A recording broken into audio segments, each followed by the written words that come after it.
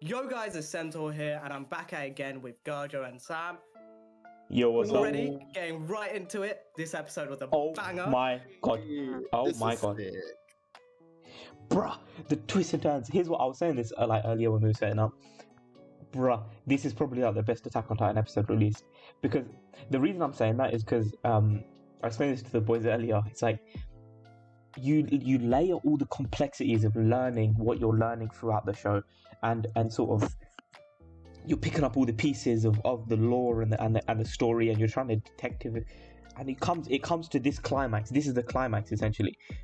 It should have been, or what you thought was the climax, because of like, you know, Eren wins, blah blah blah. Eren's gonna finally have what he wants. He starts the rumbling or whatever it might have been, and then the twist, and it rips you around. I honestly, if you said you expected it, you're lying, because I don't think anybody expected that. I think how intense and how like unfounded the twist is crazy. It's I mean, there's like nuts. two twists. There's two twists in this episode. It's like, Yeah. we'll go deeper into it when we actually get around to the episode. But there's two twists where you're like, well, the first one we're like, oh, and then the second one is like a slow build up to it. Like there's like something, but yeah, we'll get into that when we discuss that episode. But we start where the other episodes ended with, it's the fight, right? They're fighting. Yeah. Eren still messing up both Ryder and Galliard on his own. Galliard, man hates Galliard and just goes wham, wham, wham. Bro, I was literally like, I was about to punch my own screen, bro, when he was fucking like splashing. I was like, yeah, take that, pussy, you fucking pussy. Like, you deserve that, you bitch. Just fucking, he decimates him. Galliard just punching him, bang, bang, bang. He crushes half of his face because he's punching his nape. Yeah. And then you get all the Sabe cops as well, and all the people in the military. I'm pretty sure like the shooting and shit stops as everyone just watches Eren just beat the life out of Galliard. Yeah. And you see a bit where they shoot for the houses. They shoot for the houses like Armin and that, and they're all on they just peek their head out and bang. So it's kind of just chaos, constant chaos, like everywhere. Like as war is, you know, war is chaos, and war is hell, as they say. We get Ryan and Eren again, right? Is it? Yeah. Them throwing down again. Ryan starts winning. Actually, to be fair to the guy, I feel like Eren lets him, but yeah. That's sort of after the fact. After one of the very intense facts, which is Zeke absolutely pops off, and he Zeke, wakes up. Yeah, so at the end of the last episode, Zeke had been shot through the nape, but he had him in. He was not dead, and his Titan gets up. So he managed to replenish. Sort of his Titan gets up, and Colt and Falco are there next to him, and they're literally Colt is begging for Falco's life to Zeke's face, and you can tell Zeke is obviously emotional about it. He doesn't want to kill Falco. I think it's the whole brother thing as well, because he puts it like, "It's my little brother. Don't do this. Like he's gonna be his own Titan." And Zeke kind of, from what we learned about him, his idea of being a brother and like that sort of thing. He understands. He understands why Colt is doing what he's doing to save Falco. But he understands. He also, I guess you can say, he understands the severity of the situation he's in, and he needs to put time into this. He's never gonna sacrifice the whole plan for an individual, like no matter who it is. We also get an insight on how Eren truly feels, because right before he announces it, he was like, "Wait," like he was saying in his head, because he didn't want it to happen. He didn't want them to all turn into Titans. Yeah. So just backtrack just a little bit. Colt is there, Falco is there, begging for their life. Gabby is standing, and it's going to be very important in a minute. Gabby is standing there with the anti-Titan rifle strapped firmly to the horse she's riding. And Colt is sort of gripsing Falco, like begging Zeke to not kill him. And Zeke is kind of just like, Zeke is obviously very, you know, he's like, yeah, I'm sorry, but you have to do it. About it, but he's like, he says it's a shame. He's empathetic towards them, but he's and then obviously he roars, and everybody who had drank which includes Pixis. Man, Pixis is not more far. Go. Wait, oh my god! I've just had a theory that popped into my mind. What happens if maybe in like, the next couple of episodes, Eren managed to reverse it, or something? I don't know. Yeah. I don't think so because it's Zeke's spinal fluid. Because he's the one that but think about it like this.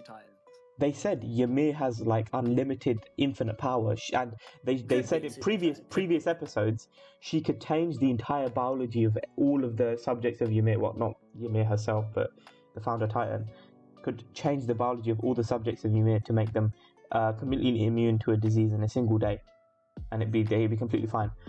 It's not that far-fetched where they could revert all these people converted into Titans back into non-Titans. You know what I mean? Maybe.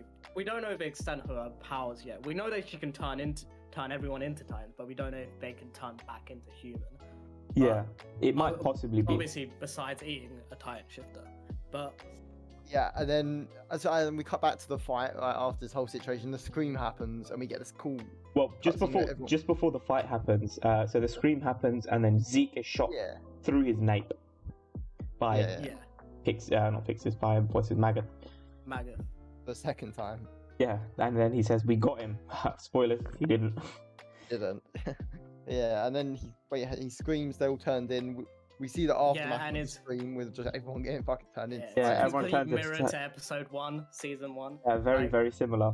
There's like a lot of like very similar points if you think about it. Like post colossal attack.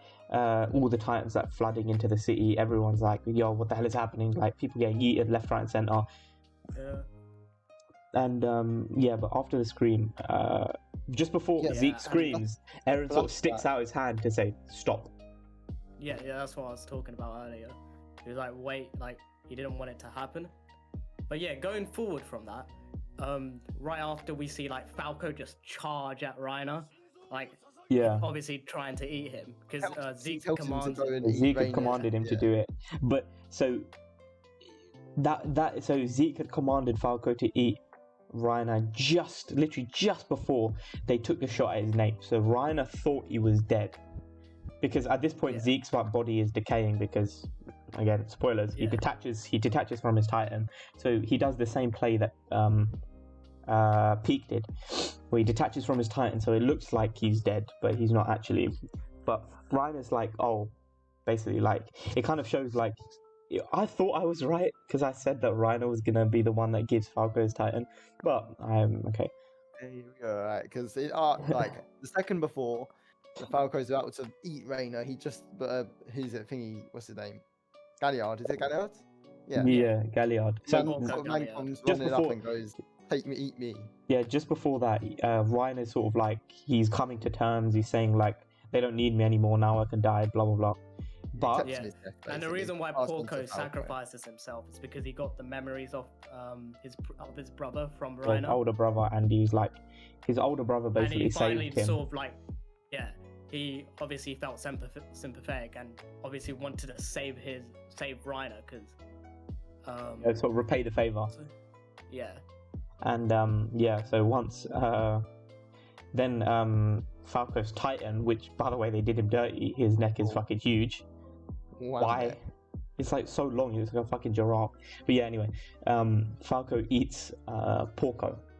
And I'm like 90% sure, well, I'm like 99% sure that Porco's fucked. He's dead. I don't think he's gonna be. I don't think he's coming back.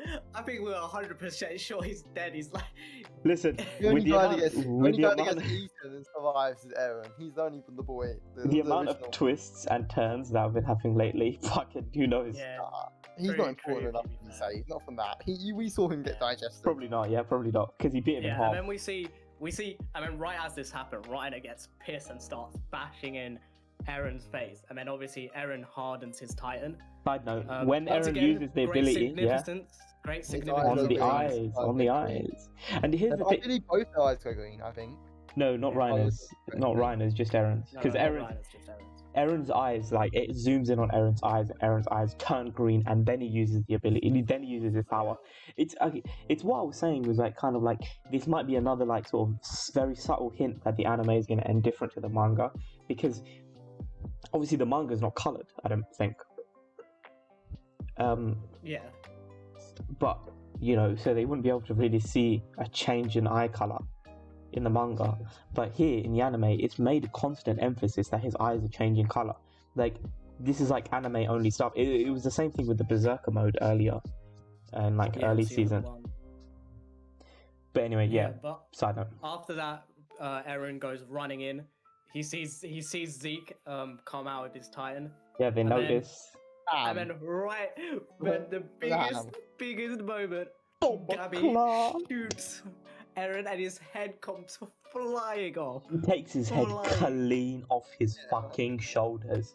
That is like, I don't know what the fuck gun that was. It was like stronger than a 50 BMG because it took his head clean off, and his head is fucking spinning in the air. It was so nuts. And then we go to a flashback between Zeke and Eren back in Liberia. Saw the same scene in season 4 part 1, where they come to the agreement that they're going to do the euthanasia plot. And we obviously know, well, we don't know yet, but we've theorized that Eren's capping. And this kind of adds to it because they come to the agreement that they're going to do it, and then Zeke throws the ball, and Eren drops it, and we think this kind of symbolizes his, like, the Zeke kind of realizes rejection of the euthanasia plan. There's also another theory he came up with that where when he holds the ball, he sees something. Eren sees something. Yeah, he probably got memories. It's of significance. The ball is of significance to Zeke, similarly to how the letter when what's her name? Fucking Ymir writ to Historia. Yeah. In season 3, I believe. Yeah. Season 3, season 4. The memories of Ymir. Yeah, season 3. Sorry. She touched the letter, and the letter gave her the memories, and it was like, it was like there was no one there, but it was a piece of such heavy significance to an individual, to the where they like she was able to, as they show later on in this episode, she was able to like connect through the convergence point and see her memories. And I think what my theory was what our theory was, was that when Eren catches the ball, because the ball is of such great significance to Zeke, because it was the last thing that what was that guy's name? The old Beast Titan. Cassava. Yeah, Cassava. It was what he gave him. It might be like another piece of like extreme significance, and that was why. Yeah, and then right after that, we go to like bullet time. Everything slows down, and you just see. You zoom into Zeke holding Eren's hand. Not his fucking hand, mate. Not his hand, mate. His fucking head is severed head. His whole head. And then we see loads of blips. We're like, one very interesting thing we saw with this blips. If you want to go back, when this whole dream sequence is going, if you slow it down like as slow as you can slow it down, frame by frame, you see people we've never seen before, and especially it was one. Like more like there were people that looked like they were from the future being our time, it's from all Eren's perspective, like modern time. Like we see loads of different people from Eren's past, present, and we think future because we see new people who don't match the theme of what we've seen so far, and they kind of they look like they're a little theory I came up with might have been because it shows the royal blood woman, I think, like from Thingy's memories, but then it also shows these random people. What I just thought of now, these may be the future founder Titans or future Attack Titan holders. Yeah, you know what? That's a shout actually. And also a little side note, so most of the time Eren's eyes are like his Titan eyes are blue, maybe possibly signifying founder ability. However, in this dream sequence, when the eye is blinking, it's green, which may be signifying Attack Titan ability use. Yeah, could be a shout. After all those blinks, we get to Eren waking up in the place we've seen Ymir early on, the convergence point where we saw Ymir remaking Zeke and all that stuff. We see Zeke chained down, and we see Eren wake up with Ymir being stood in the distance. We see walking towards him, he turns and he talks to Zeke, and Zeke is basically saying like, this is the point of convergence, where all memories and all subjects of Ymir, all memories and everything, all lives converge upon, again, what I was saying before with the tree of life is, and basically a massive twist. Like but we're going leading up to it. He was He just saying, basically says to him, "Oh, "This is your chance, Aaron." Yeah, He goes, like, like, come "You've on, got to man. Tell Ymir what to Yeah. do." And Aaron, as we anticipated, goes, "No, I'm not doing that plan. Yeah. I never would do that plan." I would never do that. Yeah. And then the Zeke's twist happens. fucking Ymir walks so fucking past smart. him. Zeke, the fucking genius, literally, he said. So what he said was, "Oh, I have the power of the founding. I managed to overcome. He managed to overwrite the king's will." That's what he said. In his royal blood, because Ymir listened to him because he had royal blood, so he was able to basically yeah, tell Ymir what to do. Basically, so he gave himself. Because He says he gave himself to the founding. We're not sure about that yet, but that's what he tells Aaron. So when Ymir Yeah. comes to Aaron, she walks straight past him. She doesn't. She literally Yeah. ignores him. She won't. Because listen to here's him. the thing, for whatever reason, a reason we don't know yet, Zeke was like brought to this convergence point. We don't know why. It may be because he's royal blooded, but he's not the founder titan holder. But we don't know why he's there. But anyway, he was there for. He said, everything passes in a matter of moments in the real world. So it was like a.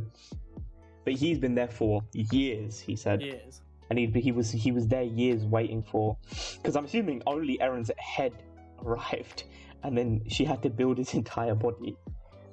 Yeah. So that was probably what he said, because again, only a matter of moments had passed in the real we get world. the whole big twist where Zeke starts to cry, thinking like trying to basically bait the audience, bait Aaron into like the plans ruined.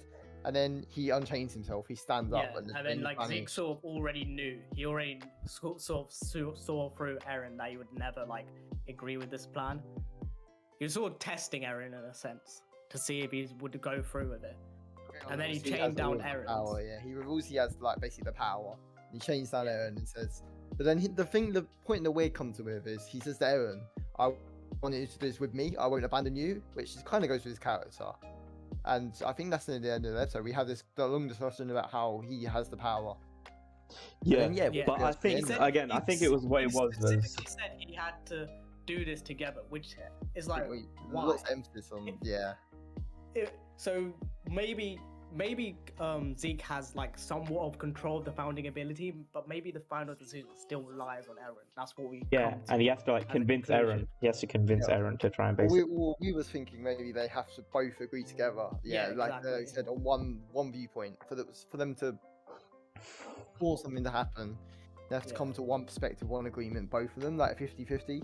And that's kind of what we think. And then that's what happens at the end. Zeke kind of puts their heads together and we see a flash of light, and then that's the end of the episode. That's pretty much it. Again, at risk of running this a bit late. Comments are still off. Stay tuned for the next analysis. Next week's episode To be a banger. is meant to be absolutely, and I have no doubt that it will be. A lot of hype around it. Yeah, a lot. Anyway, see you lot. Big coffee now.